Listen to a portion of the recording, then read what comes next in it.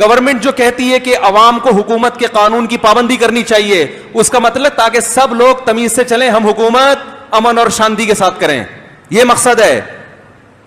अच्छाई बराए अच्छाई मकसद नहीं है। इसकी सबसे बड़ी दलील यह है, जिन मुल्कों में कानून को सबसे ज्यादा फॉलो किया जाता है वही दुनिया के सबसे बड़े दहशतगर्द हैं। नहीं आ रही बात?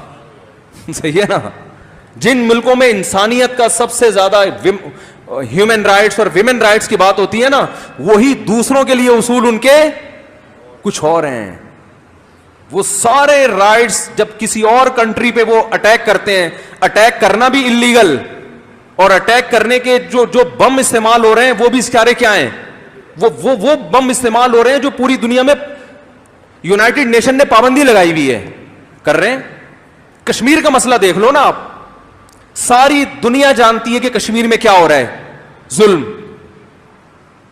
और अक़वाम मुत्तहिदा में कश्मीरियों के हक में हमेशा वोट जाता है। एक दो कंट्रीज ऐसे हैं जो इसको वीटो पावर इस्तेमाल करके उसको पेंडिंग में डाल देते हैं उस मसले को। वो एक दो कंट्री वीटो पावर इस्तेमाल करके क्यों कश्मीर के मसले को पीछे धकेल रहे हैं? उनके अपने जाती मफाद है।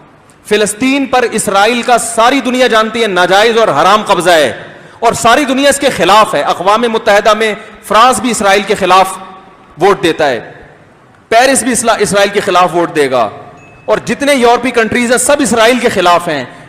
एक अमेरिका इसराइल के हक में वोट देगा। आ रही है बात समझ में?